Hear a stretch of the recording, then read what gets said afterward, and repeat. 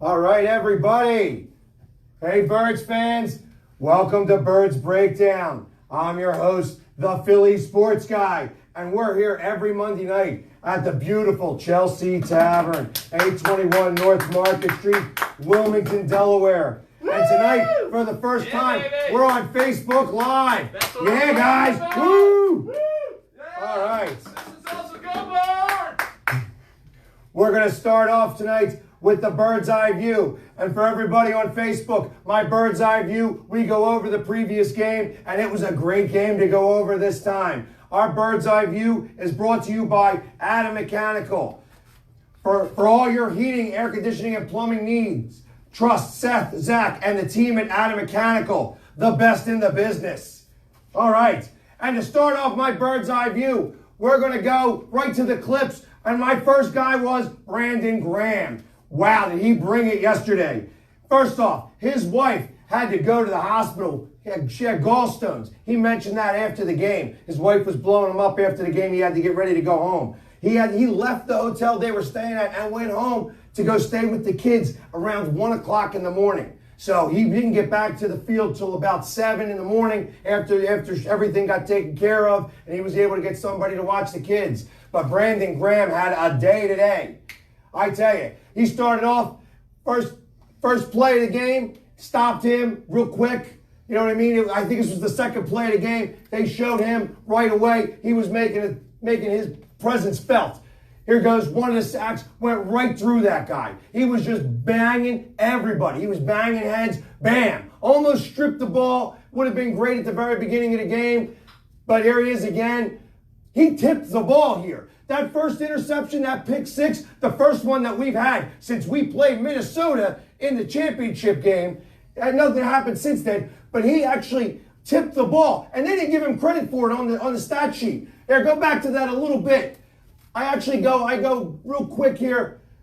Go just short. Anyways, he tipped the ball. You'll be able to see it. Just finish the playoff. I think this is it. He tips that ball. And that's the reason why I keep going. Just keep going. Just keep going with the clip. We're always going to have a couple of things out here for our first Facebook Live, but we're doing great anyways. He scored that touchdown. Jerry, we didn't even know who he was. But you can see right here, I go real quick, stop it right there. You kind of see, can you go back one frame? He tips that ball. Go ahead. Here you go. Want to go? Bam. You can see the ball actually shift. You can see his hands go. They never gave him credit on the stat sheet. All right, go ahead. Keep going forward. Because he had a lot more to do that day. I swear to you, he was getting tackles all over the place. That was a great touchdown. Jerry, like I said, that was our first game with him. I didn't even know he was on the team. So there he is again. Bam. Sack number 2 of the day. He was all over the place. Brandon Graham was a beast, man, bear pig. This play right here, he got him, and he comes downfield making those tackles. Wait, can we go back to the Beastman Bear Pig comment for a second? That was pretty awesome. I like that one. I tell you, he was all over the place. I love Brandon Graham. He earned his paycheck, and I think he has been the only guy who's been earning his paycheck all year long on the defensive line. I tell you, go ahead, keep running through. I think this is sack number 3 on the day. All day long, 3 sacks. Here was his total line. He had 6 tackles, 3 sacks. 2 other tackles were for a loss. So 5 of his 6 tackles were all for losses. 5 quarterback hits, and then 1 pass deflection that they didn't even give him on the stat sheet. That was Brandon Graham's day today. I tell you, that he was the man. He was the man against the Jets. Next, we're going to talk about the defense. And there was a lot to talk about with the defense. A lot to talk about. I tell you, first off, the good play was contagious and everybody had it. We're starting with all the pass deflections and the interceptions. They had 2 interceptions on the day. Well, everybody's talking about that we don't have good cornerbacks. They didn't show it in this game. They were all over those receivers. And I know it is the Jets, but even still, getting a couple of interceptions, you can only play who you're supposed to play. And I tell you, these guys were doing great all game long. there was only really one play that they didn't really cover well, and that was a trick play. We'll get to that towards the end. But you can see there, even Orlando Scandrick, I tell you, isn't he's happy he's back in football, isn't he? I tell you, he had 2 sacks on the day and a strip 6. That's something that he's been out of football for a couple of weeks, got called back by the Eagles, and actually shows up today. That was a great play. Out of all the people on the defensive line, let's talk about all the sacks. We know 3 were by BG. We know 2 were by Scandrick. We had 1 by Curry, 1 from Sweat, Barnett, Ridgeway, and Hall. All of them had that. But you know who we didn't hear about a lot yesterday? Cox.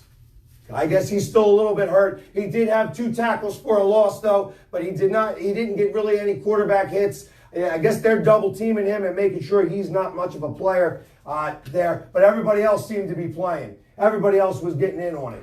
I tell you, their whole team. So this in the NFL, first time ever in the NFL's history, and for all you people at home, that's 100 years. First time ever in NFL history that a team has recorded 10 sacks, 1 fumble recovery for a touchdown, and 1 interception for a touchdown. That's not something that happens. They had pressure all day long, all day long. He couldn't get his feet set. He couldn't go, and it didn't matter who the quarterback was. So, anyways, we're going to hold up for a second. That was all the defense. And they accounted for 14 points. Can't ask much more from your defense. Out of the 31 points that they got, 14 came from the defense.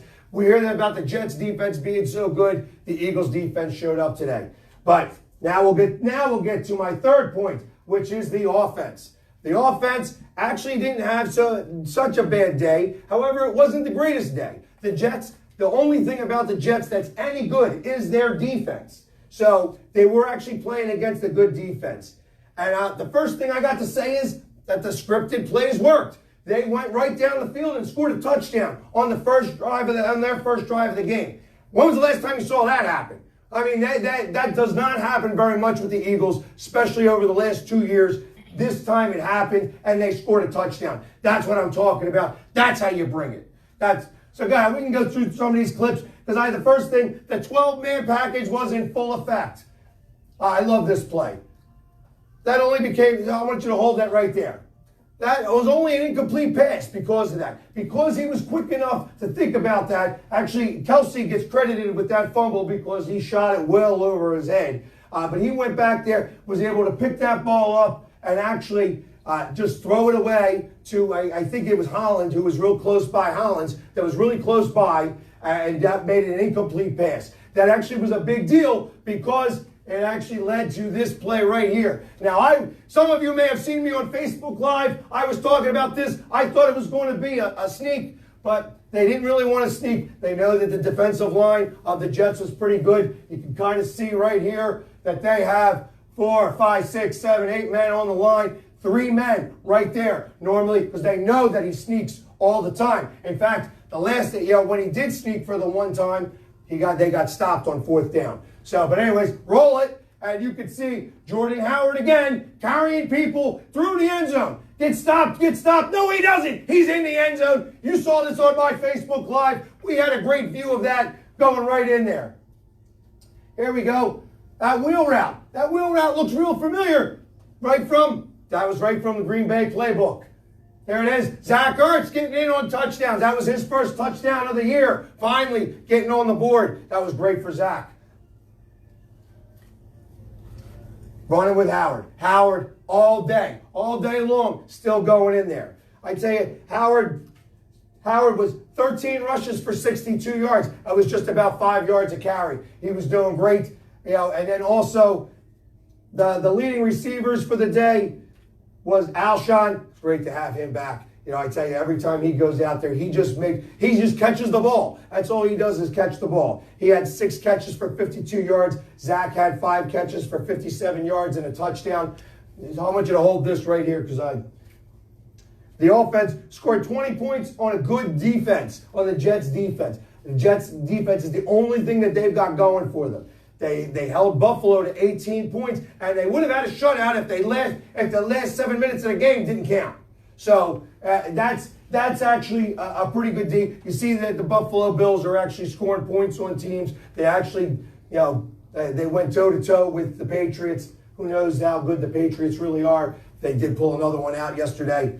But Wentz had a little bit of happy feet. They were getting a little bit of pressure on him. The offensive line did not have the best day. You never hear Lane Johnson getting holding calls. I think he had a holding call yesterday. You had Chelsea throw the ball well over his head. He was a little excited because he's a new daddy. Congratulations, Chelsea. If you're watching, I tell you, so I can imagine that he was, he may have been a little bit excited, maybe not sleeping right yet because the babies keep you up at night. So I know all about that.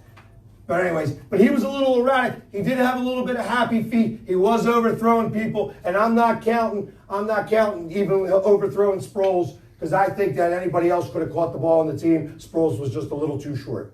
Anyways, Sproles got hurt as well. You don't see him doing the punt returns. The last punt return he did wind up tweaking something, I think. And now because of that, you had Corey Clement do the first punt. And of course it was a squib punt. It went short.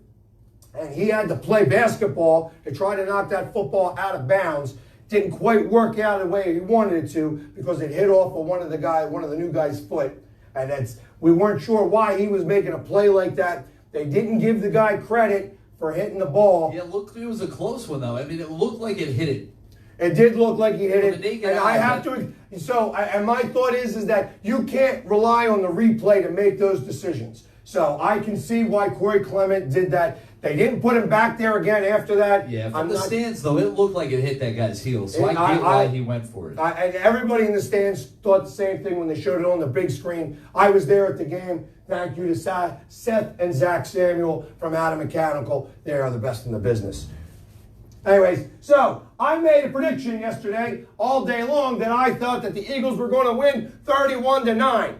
So here's the reason why I didn't have my prediction right. I did say that the Jets weren't going to score a touchdown. I got a little flub there. But you watch here, a 55-yard field goal. Go ahead, you can kind of show that here. Nothing. PU. And then here's the touchdown. This is the first offensive touchdown that they've scored all year long. They finally broke their cherry. Yeah, stop it right there. They broke their cherry. Good for them. It wound up being 31-6. I was saying 31-9. So anybody who took my advice, they won their bets all day long. That's what I was talking about. That's what needed to happen. We all needed to make some money on this. They covered the 14.5-point spread. It did go under. So if you guys bet that parlay was a great bet. You probably made a lot of money. Everybody should have been taking the Eagles, though. And it was definitely a win. We all wanted an easy win, and we got it. So we're going to take a little break and go to our sponsors from Adam Mechanical.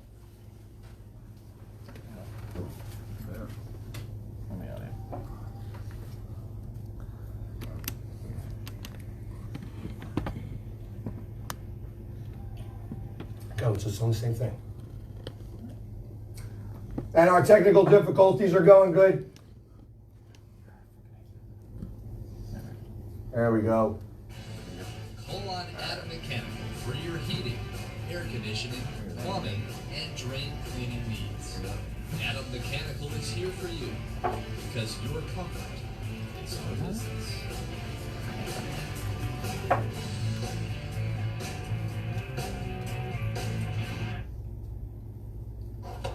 Hey, Birds fans, you may have seen me at the Eagles game, and you'd be saying to yourself, that looks like one passionate Philly sports guy. And you'd be right. I am the Philly sports guy. I bring in every play of every game, all day long. No man! But you know what else I'm passionate about?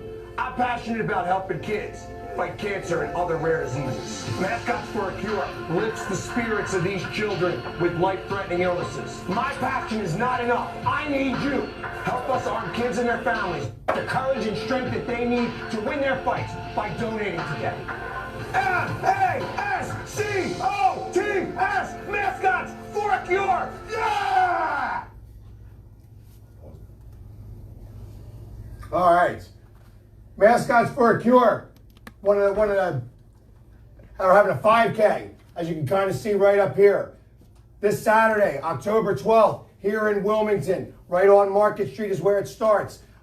It's right out in front of the Stitch House Brewery. I'm going to bring in my producer, Christopher Bruce, come in and talk about this a little bit. Well, hey, Philly sports guy. It's a pleasure to be here. Awesome. How's it going, brother? Big win on Sunday. That was awesome. That was a lot of fun. It was a lot of fun. And again, thanks to Seth and Zach over at Adam Mechanical for hooking us up with those seats. We were right there by the field, just really feet away from the action. It was awesome. Absolutely.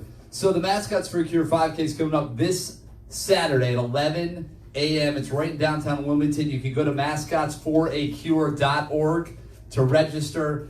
Of course, you can look it up on Facebook as well. It's Mascots for a Cure 5K. And the Philly Fanatic's going to be there. You're going to like to hear that? That's right. Yep. We got our buddy from Baltimore. I know he's not the Eagles, but Poe, the official mascot of the Baltimore Ravens, is coming up to support the cause.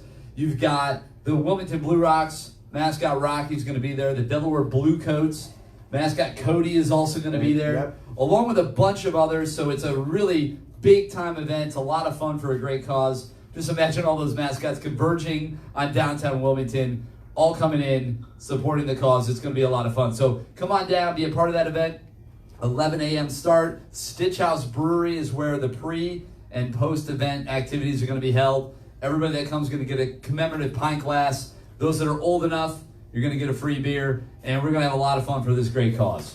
Hey, and I would be there, except for the fact that I am going to be up in Minnesota for the game. So unfortunately, I will not be able to be there for the 5K. I'm going to. That's all right. He's going to. Yeah, listen, you're going to be supporting, doing your thing out in Minnesota, and that's okay because it's good. We got to bring home that win. We got to keep this thing going. That's absolutely correct. We got 2 in a row. Now it's time for a third. Yeah. Well, anyway, hey, let's keep this show going. If you don't mind, I'm going to chime in a little bit here and there and have some fun with you. I'd love for you guys to do that. Thank you very much. I'll be sitting here in the wings. But hey, guys, mascotsforacure.org. We hope to see you guys on Saturday for the Mascots for a Cure 5K. Thanks so much. We appreciate it. Awesome. Thank you, Chris. Mascots for a Cure. Great charity. So anyways, moving on to next, we're going to start talking about the Vikings. I'd like to start off with a trivia question. So, on December 28th, 2010, the Eagles and the Vikings played a game on a Tuesday night. When was the last time an NFL game was played on a Tuesday before that? We'll come back to that answer in just a little bit. Tuesday night, huh? That's kind of wild. It was a Tuesday night game. Of course, everybody remembers that around here because they don't have it. The winner, whoever gets the right answer here at the Chelsea Tavern, is going to win this book, The 100 Things Eagles Fans Should Know and Do Before They Die by Chuck Carlson. It's a fantastic book. I have it myself. It's something that every Eagles fan should own and go through so they know, because this guy knows the 100 things that you should all know, and that's really, there's at least 100. There really should be like 300 or 400, but let's start with 100 and everybody knows. So whoever gets the right answer gets this here at the Chelsea Tavern. So anyways, the Vikings beat the Giants this week. And of course, we got them up on our schedule. Really? They did. The Giants couldn't pull out the win, huh? The Giants had a win or two. You know, they got a new quarterback in there. Pick 6, Daniel Jones. We're going to learn about him in a couple of weeks. I love just saying that. Pick 6, Daniel Jones.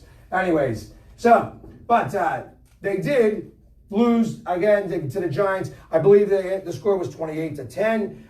Cousins went 22 for 27, 306 yards and 2 touchdowns. He was sacked 3 times.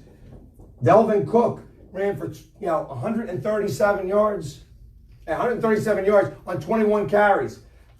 Total yardage for the entire game, they had 490 yards. So they were moving the ball up and down the field on the Giants. It is the Giants, I understand, but it's still, you got to play the team you are. Going 500 yards, that's a big day. Cousins, he's been in our division, so he knows a little bit about us. He's played us before. He's played the Giants before. Let's see if he can string 2 good games in a row. As of right now, he hasn't been able to do that all season long, so we'll see if the defense can really hold that. But I tell you, the way to get to cut, you give him a little bit of pressure, he's another one with happy feet. He can't handle the pressure. So as long as we can get some men in there and get him pushing, moving his pocket around, he's not going to be able to stay well. The Vikings as a whole have close to 1,800 yards, total yards. And they're 50-50 on run and pass. They're rushing. They got Dalvin Cook. He's great. He's rushed for 542 yards of the 832 total yards that they've rushed for. How are the Eagles on the run there?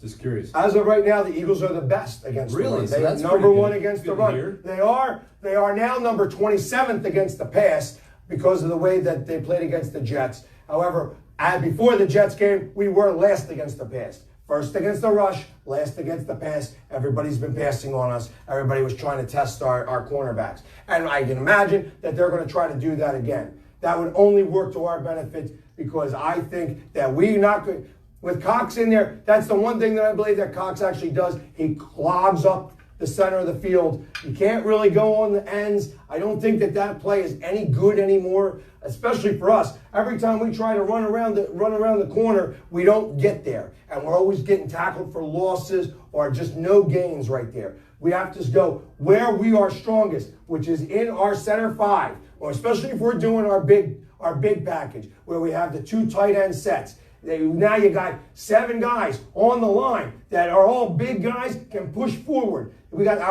I think our offensive line is the best in the NFL. And every time we run in between the tackles, we go for 5, 6, 7 yards. You don't get much better than that. Especially when you got Howard running and pushing those guys through, carrying people for 4 and 5 yards. That's how you win games. That's how things happen. But anyways, so their leading receiver on the team is also Dalvin Cook. He's got 200 yards receiving. He's got 21 catches.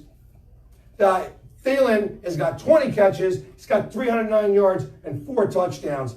And Diggs, who's unhappy in Minnesota, has actually been rumored maybe to come to Philadelphia. He's got 16 catches, 253 yards, and 1 touchdown. Our defense is also pretty good. The Vikings defense is 4th right now in the NFL. They've got 15 sacks. They're led by Hunter, who's got 5 of them.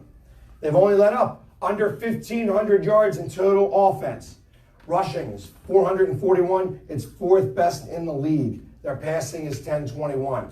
I'm sorry. Their passing defense is 4th best in the league. But they rush. You'd only be able to rush 441 yards on them, which I think is about middle of the pack. So we have to get in between the tackles and run on them all day long. I think that's how we're going to win. I think that this is going to be a fairly tight game. I think that it's going to come down to maybe a final drive. I don't believe that Cousins is going to be able to pull that off. I think that it's going to take, if it's left up to Cousins, I think our defense will stand tall. I think if it goes to Wentz, it'll be the first time that we can drive down the field. I know that this is the 29th meeting between the Eagles and the Vikings. And as of right now, when you're counting the playoffs, we are tied 14 wins apiece. So in the regular season, though, they have 14 wins and 10 losses. In the playoffs, we are 4-0 against them. This isn't a playoff game, though, so we can't mark this up as a win just yet. This is going to be a good test to this Eagles team to see if they are who they think they are. I don't think that they're going to be smelling themselves too much. I don't think that they really were super excited about the win yesterday against the Jets. I think that the Jets are what they are, an 0-4 team who were just coming off the bye. Their coach, Gase, is the worst coach in the NFL. I tell you, that guy, I think that when Darnold is going to play, Darnold's going to play. The guy, Falk, was, he got left out to dry. He didn't even take a snap until Friday practice. So Darnold was taking practice with the first team all 2 weeks long, and then on Friday decided he wasn't going to play, and that then they put Falk in there. Well, it's tough. Wasn't his spleen too big? Well, you know what, then? Maybe you should put the guy who you think, since he's got mono and has had mono, couldn't play 3 weeks ago or 2 weeks ago because of mono, maybe you would understand that I should think about maybe starting a second. The funny thing about the spleen, I heard this earlier, is that it's a tough thing to kind of evaluate because without having a baseline and knowing how big your spleen was to start, you can't really know how much bigger it is or isn't. So that's an overly large spleen. Well, maybe he just has a big spleen. So, but, well, maybe you're right there. So, you know what? The Jets are in the rearview mirror now, so we can't really think about them. I have a feeling that they're going to have a wonderful season trying to figure out who they're going to beat. I think the game against Miami, that they will have a figure out. If they don't win the first one, they better win the second one because they're going to go 0-16 if not. There's going to be a lot of explaining to do after that. Yeah, so lots of explaining. But bring on the Vikings. But bringing on the Vikings, I think this is going to be a closer game. I think that the Eagles are going to pull it out. It's going to be a little bit of a nail biter. I think that we're not going to be able to take the leads like we did against the Jets. I have my early prediction. And it's an early prediction. I'll feel better, maybe different about it later on in the week. I got it. Eagles 27, Vikings 23. So there you go. That's my breakdown of the Eagles Vikings game. Tonight we have a Monday night football game. I haven't put it up on the TV yet because the TV is real loud. Let me change that over so you can kind of start seeing some of the highlights of that. So we're talking about Vikings coming up. You say 27-23, huh? 27-23. So that's going to be a little bit of a close one. That's a nail biter. I agree. So grow your nails out this week because you're going to need them. So, exactly. All right, there we go. This is one of those... well, these are two teams that probably could have taken on the Jets on Sunday. Yeah, you know what? And I don't think SMU was one of the teams that could have beaten them. No, but Alabama, yes. Clemson, yes. LSU, yes. So these are one of these, oh man type things. Come on, man. That's exactly it. That was ridiculous. Anyways, tonight are the Browns and the 49ers. And you know what? It's really funny when you think about the Browns and the 49ers and how bad the Browns have been and how good the 49ers have been. You would not think this stat that I'm about to tell you.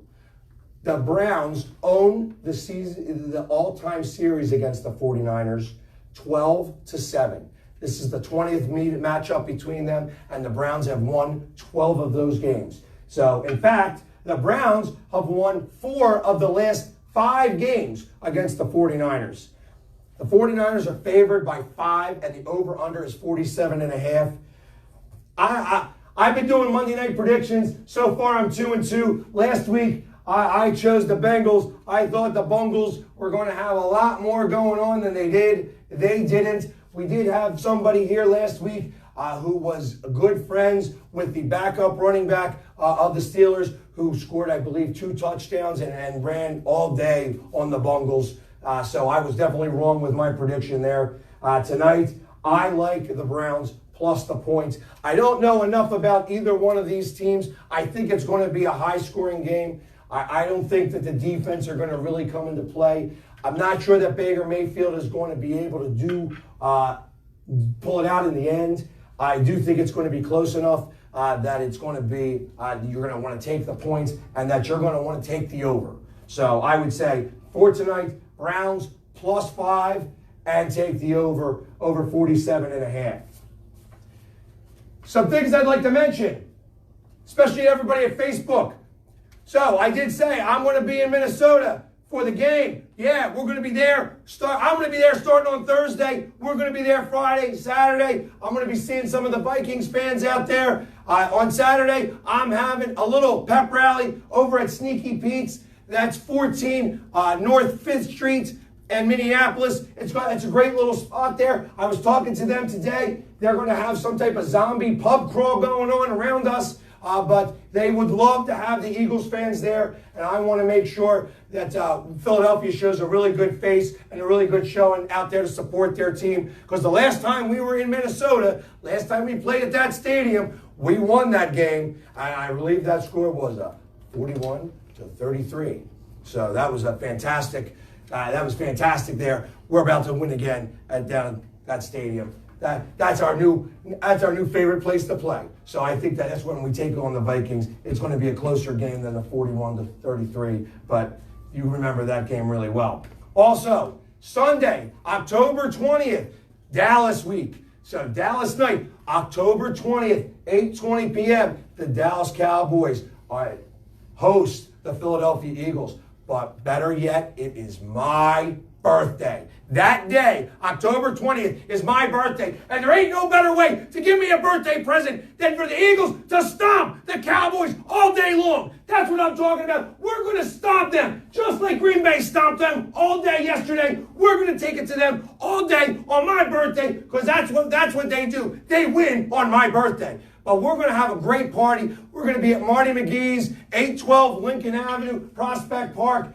It's going to be a fantastic party. We're going to have a live show. Edge of Philly Sports is coming to help us with the show and do that. We're going to have special guests, giveaways. We're going to be doing a lot of fun things over there. And at halftime, we're going to blow up Cowboy cakes. Yeah, just like the Eagles are going to blow up that offense, that defense is going to come through that day. We're going to blow up some Cowboy cakes. So you don't know what I'm talking about yet? You got to come to the party to check it out. Tickets are going to be $10. And we're also going to benefit Mascots for a Cure. That's a charity near and dear to my heart. They were the ones that kind of helped me get started as the Philly sports guy. And it's something that I want to make sure that I can kind of spread the love to them all day long. So definitely come join us. Marty McGee's, October 20th. Be there. We're going to start the party at 5 o'clock. EOP starts at 6 o'clock. And we're going to be going all night long, baby. All night long. Go Birds. Anyways. Last thing I want to talk about, and I'm going to talk to Facebook here because I don't know that any of the people that were here went to the game. I saw a couple of fights in the stands yesterday. And I also saw a couple of videos where kids are throwing popcorn on Jets fans and stuff like that. Are we 4 years old? I mean, really, aren't we a little bit more grown up than that? Isn't it really about time that we get rid of this stigma that Philly sucks to come to? And these guys are coming in, spending a lot of money for these tickets, just like I spend a lot of money when I go to these other stadiums. You know, it's time for us to act like men. You know, we don't need to be pummeling people. I don't care what the story is. Be the bigger man. It's about time. I'm tired of all this bullying bull. It's about time we actually grow up and show Philadelphia. Don't come to my party in Minnesota if you're going to start trouble, because I'm not going to deal with it. You're not going to embarrass me or embarrass my city and any reason, especially if I am there. So do me a favor. Let's knock it off. Let's stop with the fighting. You know what I mean? Let's stop with the throwing the beers. I'm tired of hearing it. All right? Philadelphia is a great city. I love this city. I got a ton of pride. Everybody I know is happy to be from Philadelphia. And trust me, I give it just as much as I get it back too. So I'm not afraid to give somebody some crap and the banter back and forth. But I don't ever need to hear anybody physically or verbally assault anyone for any reason. This is Philly, and we can do it a much better way than that because we're Philly strong. That's what I'm talking about. I had to say my piece about that. It's just getting a little out of whack. We don't need this anymore. We don't need that. It's much better. Philadelphia's a great place, and it's time to start showing it the better way. You can figure out a better way than throwing a punch. It's really getting ridiculous. I don't want to hear it anymore from all the rest of the NFL. Anyways, there we go. Now I'm going to end it out on a good note. I want to thank everybody tonight for coming. The Birds Breakdown at the Chelsea Tavern. I really appreciate everybody coming out today. It was really awesome. Everybody at home on Facebook, every Monday night down here, starting at 7 o'clock, we're showing clips. We're talking about the game, and then we're here watching Monday Night Football. So everybody, eat!